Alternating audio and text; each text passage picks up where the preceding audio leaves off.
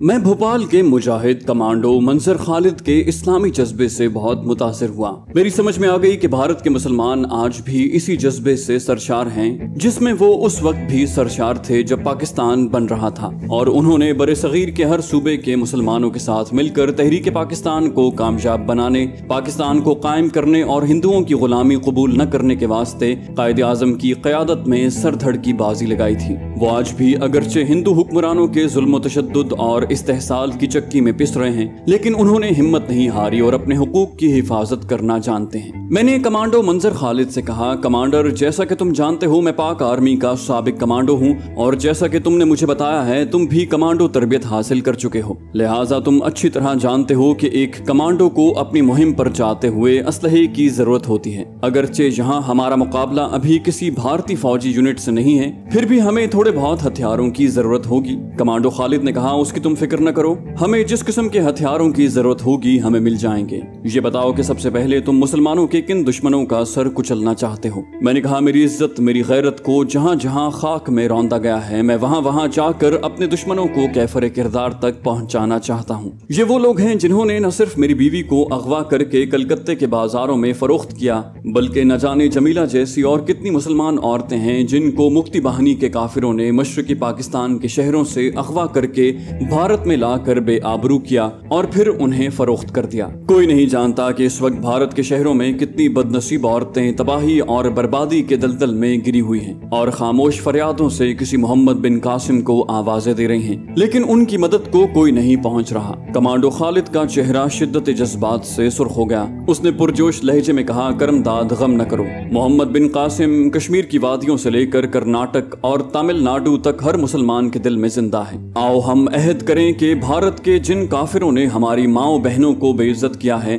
जब तक उनसे अपनी बेइज्जती का बदला नहीं लेंगे और अगवा की गई औरतों को उनकी कैद से रिहाई नहीं दिलाएंगे, चैन से नहीं बैठेंगे। मैं उस वक्त अगर इंसान की शक्ल में होता तो मैं उठकर मुजाहिद कमांडो मंजर खालिद को सीने से लगाकर उसकी पेशानी चूम लेता। भोपाल के इस खुश शक्ल नौजवान मुसलमान में मोहम्मद बिन कासिम और महमूद गजनवी के मुजाहिदों का सा जज्बा मौजन था, मगर मैं सांप के रूप में था। मैं ना उसे सीने से लगा सकता था और ना उसका माथा चूम सकता था। मैंने इस्लामी जज्बे में सरशार होकर पुरजोश आवाज में कहा, कमांडर खालिद, मैं अहद करता हूँ कि इस्लाम के दुश्मनों से जिहाद करना और मशरकी पाकिस्तान से अगवा की गई मुसलमान औरतों को काफिरों के पंजे से रिहाई दिलाना और उन्हें अगवा करने वालों का सर कुचलना अब मेरा मिशन है, और जब तक मेरा मिशन मुकम्मल नहीं होगा मैं तुम्हारे साथ रहूंगा। कमांडो मंजर खालिद बेइख्तियार होकर सुभान अल्लाह कहने लगा। फिर मेरी तरफ देख कर बोला, करमदाद, तुम्हारी राय क्या है? हमें सबसे पहले किस तरफ जाना चाहिए? मैंने उससे पूछा, कमांडर ये बताओ इस मुहिम में तुम्हारे साथ और कौन कौन होगा?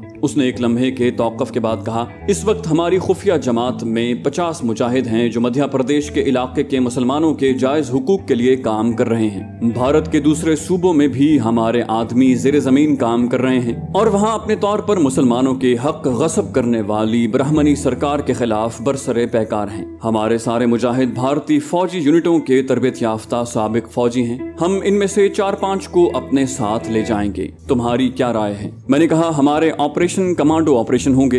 हम दुश्मन के साथ खुलकर जंग करने की पोजीशन में नहीं होंगे। हमें छुपकर दुश्मन के मोर्चों पर अटैक करना होगा, इसलिए मेरे ख्याल में हमारे साथियों के तौर पर 5 आदमी ही काफी होंगे। लेकिन ये 5 मुजाहिद ऐसे होने चाहिए जो हर किस्म का हथियार चला सकते हों और दुश्मन को हलाक करना जानते हों। कमांडो खालिद ने कहा, हमारे हर मुजाहिद के सीने में ऐसा ही जज्बा मौजन है। तुम इसकी फिक्र न करो, तुम सिर्फ ये बताओ कि सबसे पहले हमें किस मुहिम पर रवाना होना चाहिए, क्योंकि तुम आग और खून के दरिया से निकल कर आए हो और खुद जख्म खा चुके हो। तुम्हें अच्छी तरह मालूम होगा कि मशरकी पाकिस्तान के सानहे के बाद मुक्ति बाहिनी वाले मुसलमान औरतों को अगवा करके किन किन इलाकों की तरफ गए होंगे। मैंने कहा, ज्यादातर औरतों को कलकत्ते में फरोख्त किया गया है। वहाँ हरिराम नाम के आदमी का कहबा खाना है। इस कहबा खाने में इस वक्त भी मशरकी पाकिस्तान की 3-4 मजलूम औरतें बेबसी की जिंदगी बसर कर रहे हैं। वहाँ से हमें दूसरी दूसरी जगहों का सुराग मिल जाएगा। कमांडो खालिद ने पूछा, तो तुम्हारे ख्याल में हमें सबसे पहले कलकत्ता की तरफ जाना चाहिए? जवाब में मैंने कहा, लेकिन कलकत्ते की तरफ जाने से पहले मैं संथावली के शैतान पुजारी गुरुदेव गिरी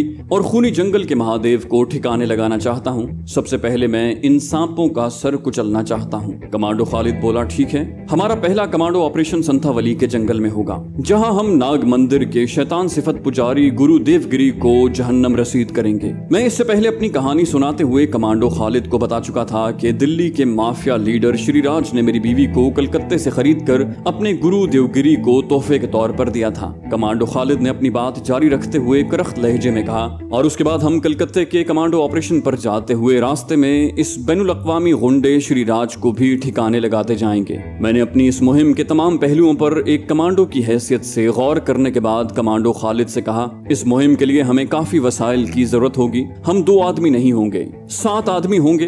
हमें भारतीय इंटेलिजेंस की नजरों से भी छुपना होगा।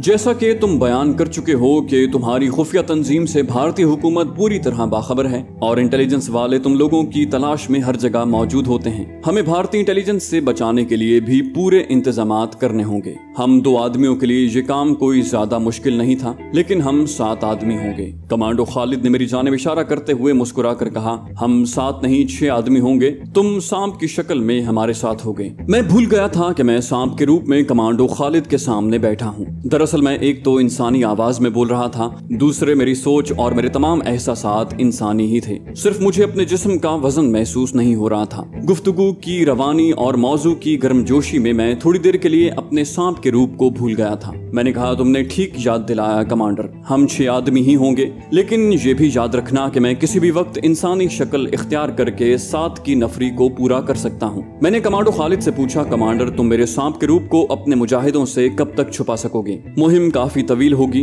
क्या ये बेहतर नहीं कि तुम उन्हें मेरी इस मुसीबत से पहले ही आगाह कर दो? कमांडो खालिद चुप हो गया, फिर बोला, मेरा ख्याल है तुम ठीक कह रहे हो। मुझे इस मामले में अपने मुजाहिदों को एतमाद में लेना चाहिए। वो एक इंसान को सांप की शक्ल में या एक सांप को इंसान की आवाज में बातें करते देखकर हैरान तो बहुत होंगे, लेकिन मैं उन्हें सारी बात बयान कर दूंगा। मैंने कहा, दूसरी बात यह है कि हम किस तरीके से सफर करेंगे। हमें भारतीय इंटेलिजेंस की नजरों से भी बचना होगा और एक दूसरे की नजरों में भी रहना होगा। अगर हमने एक टोली की शक्ल में सफर किया तो खामखा दूसरों की नजरों में आ जाएंगे। वो बोला, हम इस तरह सफर करेंगे कि एक दूसरे के साथ भी रहें और एक दूसरे से अलग अलग भी रहें। इससे पहले हम इस तरह एक शहर से दूसरे शहर, खास तौर पर दिल्ली और नागपुर की तरफ सफर कर चुके हैं, तुम देख लोगे। मैंने एक और जरूरी सवाल उससे पूछा, क्या अपने मुजाहिदों में से किसी की तस्वीर पुलिस के रिकॉर्ड में है? कमांडो खालिद ने मेरे सवाल का एकदम से कोई जवाब न दिया। कुछ सोचकर सर हिलाते हुए बोला, मेरा नहीं ख्याल कि मध्य प्रदेश या महाराष्ट्र की पुलिस के पास अपने किसी मुजाहिद का फोटो हो, क्योंकि अभी तक हमारा एक भी साथी गिरफ्तार नहीं हुआ। मैंने अपने साबिका तजुर्बे की बिना पर कहा, कमांडर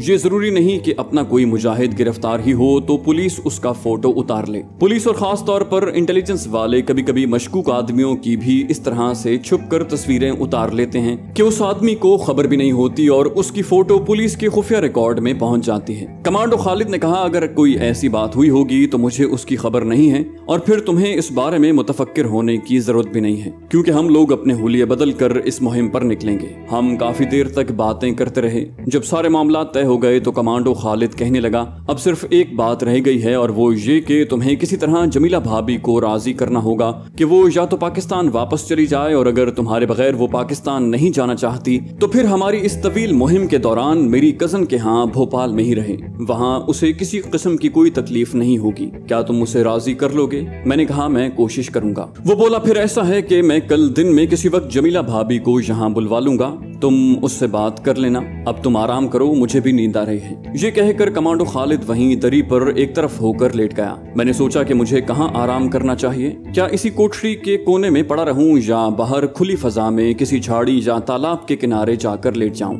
मुझे याद आ गया कि कमांडो खालिद ने मुझे वहां से बाहर जाने को मना कर रखा था। चुनाचे मैं वहीं कोठरी के कोने में जाकर बैठ गया। दूसरे दिन कमांडो खालिद ने जमीला को खुफिया ठिकाने पर बुलवा लिया। मैंने उसे सारी सूरत हाल पूरी तरह से समझाई और आखिर में यही कहा कि उसके लिए यही बेहतर होगा कि वो पाकिस्तान चली जाए। मैं भी अपने मिशन को मुकम्मल करके तुम्हारे पास पाकिस्तान आ जाऊंगा। मगर जमीला मुझसे अलग होने पर किसी तरह भी राजी न हुई। वो भोपाल में कमांडो खालिद की कजन के यहाँ ठहरने पर तैयार हो गई। उस वक्त कोठरी में मेरे, कमांडो खालिद और जमीला के सिवा और कोई नहीं था। कमांडो खालिद कहने लगा, करमदाद, अगर जमीला भाभी तुम्हारे बगैर पाकिस्तान नहीं जाना चाहती तो उसे मजबूर न करो। ठीक है, ये मेरी कजन लाला रुख के यहाँ बड़े आराम और हिफाजत से रह लेगी। जब हम अपना मिशन मुकम्मल कर लेंगे तो तुम दोनों पाकिस्तान चले जाना। जमीला की तरफ से मैं बेफिक्र हो गया था। अब मेरी सारी तवज्जो अपने मिशन की तरफ थी और मुझे इन लोगों से कहर आलूद इंतकाम लेना था जिन्होंने मेरी बीवी और मशरकी पाकिस्तान से उठाई हुई दूसरी मुसलमान औरतों की बेहुरमती की थी। इसके अलावा जिन जिन मुसलमान अगवा शुदा औरतों का सुराग मिले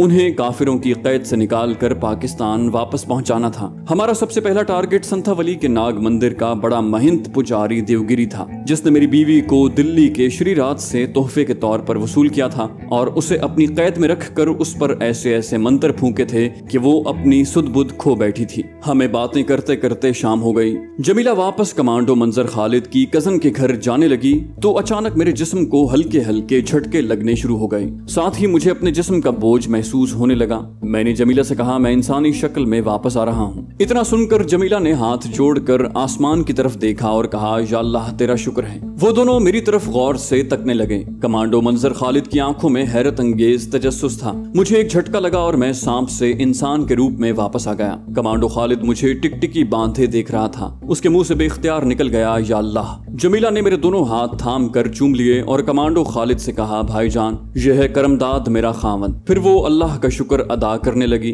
कमांडो खालिद ने मुझे ऊपर से नीचे तक देखा और बोला, मैंने जो कुछ देखा है उस पर मुझे अभी तक यकीन नहीं आ रहा। शायद ऐसा मंजर मैं जिंदगी में कभी न देख सकूं। मैंने कहा, कमांडर, खुदा से दुआ करो कि अब मैं इंसानी शक्ल में ही रहूं।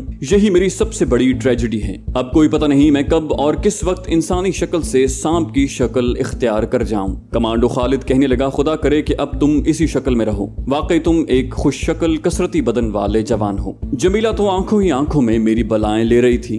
खुशी से उसकी आंखों में आंसू तैरने लगे। मैंने उससे कहा, जमीला, जो मामला यहाँ हमारे दरमियान तय हुआ है तुम उसी पर कायम रहना। तुम बहन लाला रुख के यहाँ चली जाओ। अपना मिशन मुकम्मल करने के बाद मैं तुम्हें लेकर पाकिस्तान चला जाऊंगा। इतने में एक मुजाहिद अंदर आ गया। उसे कमांडो खालिद ने बुलाया था। ये उसका खास बॉडीगार्ड था। उसने मुझे देखा और कुछ हैरान सा हुआ। कमांडो खालिद ने कहा, ये हमारा साथी कमांडो करमदाद है और जमीला बीबी का खामद है। अब तुम ऐसा करो कि जमीला भाभी को लाला रुख बहन के घर ले जाओ। जमीला मुझसे बगलगीर होना चाहती थी मगर दो आदमियों की मौजूदगी में वो ऐसा न कर सकी और सिर्फ मुझसे हाथ मिलाकर और मुझे दुआएं देकर बॉडीगार्ड मुजाहिद के साथ चली गई। उसके जाने के बाद कमांडो खालिद कहने लगा, भाई करमदाद, यकीन करो तुम्हें इंसानी शक्ल में देखकर मुझे बहुत खुशी हुई है। मेरी दुआ है कि अब तुम इसी शक्ल पर कायम रहो। बाहर शाम का अंधेरा हो गया है। मेरे साथ आओ, मैं तुम्हें कुछ दिखाता हूँ। हम दोनों खुफिया ठिकाने से निकले और टीले की झाड़ियों वाले गड्ढे में से निकलकर टीले की ढलान के साथ साथ चलते पीछे एक वीरान जगह पर आ गए।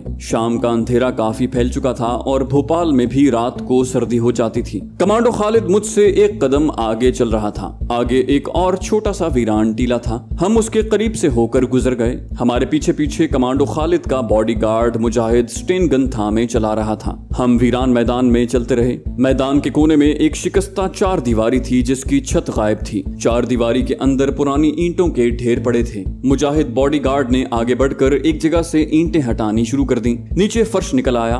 फर्श पर लकड़ी का एक तख्ता था। उसने तख्ते को उठा दिया। नीचे किसी तहखाने की सीढ़ियां थीं। हम सीढ़ियां उतरकर एक तहखाने में आ गए। बॉडीगार्ड मुजाहिद ने बैटरी का एक लैंप जो वहां पड़ा था रोशन कर दिया। लैंप की रोशनी में मुझे तहखाने में लकड़ी के 10-12 बड़े बड़े बक्स दिखाई दिए। कमांडो खालिद ने उनकी तरफ इशारा करके कहा, इन बक्सों में हर किस्म का असलहा और हथियार मौजूद है। तुम पाक आर्मी वालों के साबिक ओहदेदार हो, तुम्हें ये असलहा देख कर खुशी होगी। बॉडीगार्ड मुजाहिद ने बक्सों के ढक्कन हटा दिए। इन बक्सों में स्टेन गन्नों के मैगजीन की बेल्टें, बारूदी सुरंगें, हैंड ग्रेनेड, पिस्तौल और दूसरे हथियार और डायनामाइट की छड़ियों के गट्ठे और टाइम बम पड़े थे। मुझे इतना सारा असलहा देखकर वाकई बड़ी खुशी हुई। मैंने कमांडो खालिद से पूछा कि इतना सारा असलहा उन्होंने कहां से हासिल किया। वो कहने लगा, ये सब भारतीय यूनिटों का असलहा है जो हमारे आदमी भोपाल और ग्वालियर के फौजी कैंपों और कॉन्वायों पर शबखून मार कर लाए हैं। तुम ये बताओ कि हमें अपने संथावली के नाग मंदिर वाले कमांडो ऑपरेशन में किस किस्म के हथियारों की जरूरत होगी।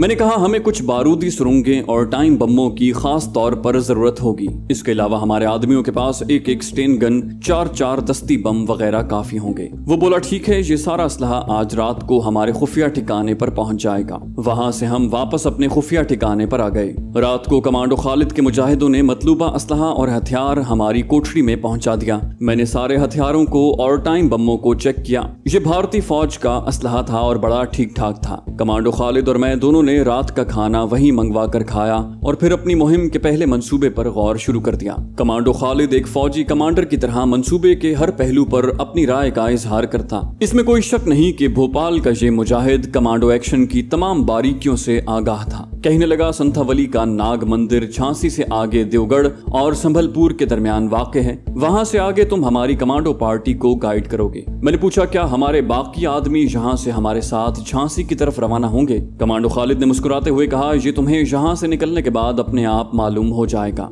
दूसरे दिन शाम होते ही हमने अपने मंसूबे पर अमल शुरू कर दिया। अब हम 7 आदमी थे। 5 कमांडो खालिद के सरफरोश मुजाहिद थे जिनका ताल्लुक भोपाल से ही था। एक कमांडो खालिद था और एक मैं। हम दोनों ने मामूली कपड़े यानी मैल खोरे रंग की जैकेटें और पुरानी पतलूनें पहन रखी थी। मैंने सर पर गुलूबंद लपेटा हुआ था। कमांडो खालिद ने चमड़े की इंजन ड्राइवरों वाली टोपी पहन रखी थी। अपने लिबास और हुलिये से हम रेलवे वर्कशॉप के मैकेनिक लगते थे। हमारे साथ 5 मुजाहिद थे। वो साधुओं के भेष में थे और एक टोली की शक्ल में हमसे जरा परे हट कर चल रहे थे। मुजाहिद साधुओं में से 3 साधुओं ने एक एक गठड़ी बगल में दबाई हुई थी। उसमें जरूरत के वक्त हमारे काम आने वाला असलहा था। मेरे और कमांडो खालिद के पास एक एक पिस्तौल था जिसके आगे साइलेंसर लगा हुआ था। कुछ फालतू गोलियां हमने जैकेट की अंदरूनी जेबों में छुपा रखी थी। मेरे पास एक बड़ा कमांडो चाकू भी था। अपने खुफिया ठिकाने से हम शाम के झटपटे में निकले थे। जब भोपाल शहर की आबादी शुरू हुई तो मुजाहिद साधुओं की टोली हमसे अलग हो गई।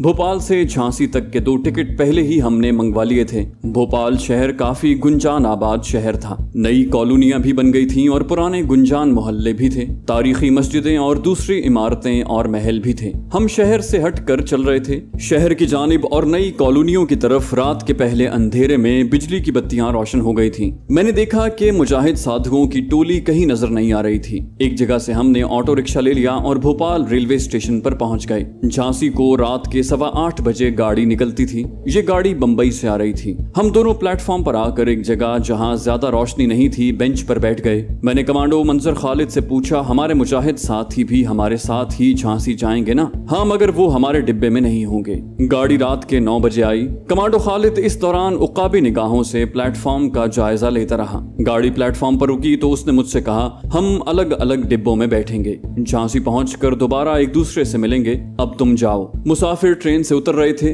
ट्रेन में काफी रश था। मैं एक डिब्बे में बैठ गया। ट्रेन कुछ रुकने के बाद भोपाल से झांसी की तरफ रवाना हो गई। ये ट्रेन बंबई से दिल्ली जा रही थी। ये एक्सप्रेस ट्रेन थी। भारत की रेलवे ने इसका कोई नाम रखा हुआ था जो मैं भूल गया हूँ। जनता एक्सप्रेस किस्म का नाम था। ट्रेन को रात के पिछले पहर झांसी पहुंचना था, मगर रास्ते में एक पुल टूटा हुआ था जिसकी वजह से ट्रेन काफी लेट हो गई और अगले रोज दिन के 10-11 बजे झांसी पहुंची। मैं डिब्बे से उतरकर एक तरफ खड़ा हो गया। झांसी भी भोपाल की तरह एक बड़ा शहर था और उसका स्टेशन काफी बारौनक था। वहाँ पुलिस के कुछ संतरी भी नजर आए। मैं प्लेटफॉर्म पर एक आहनी सुतून की ओट में खड़ा कमांडो खालिद को मुसाफिरों के हुजूम में तलाश कर रहा था। इतने में किसी ने पीछे से आकर मेरे कंधे पर हाथ रखा। मैंने चौंक कर देखा, वो कमांडो खालिद ही था। कहने लगा, यहाँ पुलिस के संतरी कुछ ज्यादा ही दिखाई देते हैं। हम प्लेटफॉर्म के गेट से नहीं निकलेंगे, कुछ फासला रख कर मेरे पीछे पीछे चलते आओ। मैंने वैसा ही किया। कमांडो खालिद प्लेटफॉर्म के आखिरी सिरे से उतर कर लाइनों लाइन चला जा रहा था। लगता था कि वो झांसी स्टेशन के हुदूद दरबे से पूरी तरह वाकिफ हैं। मुझे अपने दूसरे मुजाहिद साथी जो साधुओं के भेस में थे कहीं नजर नहीं आ रहे थे। शायद वो स्टेशन से निकल गए थे। रेलवे लाइन जब स्टेशन की हुदूद से जरा दूर निकलकर खेतों के दरमियान आ गई तो कमांडो खालिद रेल की पटड़ी से नीचे उतर गया। मैं उसके पीछे था। वो रुक गया और बाएं जानिब जिधर एक सड़क नजर आ रही थी उस तरफ देखने लगा। मैं उसके करीब चला आया। कहने लगा, देवगढ़ हम रेलगाड़ी से नहीं जाएंगे, देवगढ़ को ब्रांच लाइन जाती है। कमांडो खालिद मुझे लेकर खेतों में चल पड़ा। कहने लगा, हम देवगढ़ तक लारी में सफर करेंगे। मैंने कहा, हमारे साथी मुजाहिद कहाँ हैं? उसने बड़े पुरएतमाद लहजे में कहा, हम अगरचे उन्हें नहीं देख रहे मगर वो हमें देख रहे हैं। जिस तरफ हम जाएंगे वो भी उसी तरफ आ जाएंगे।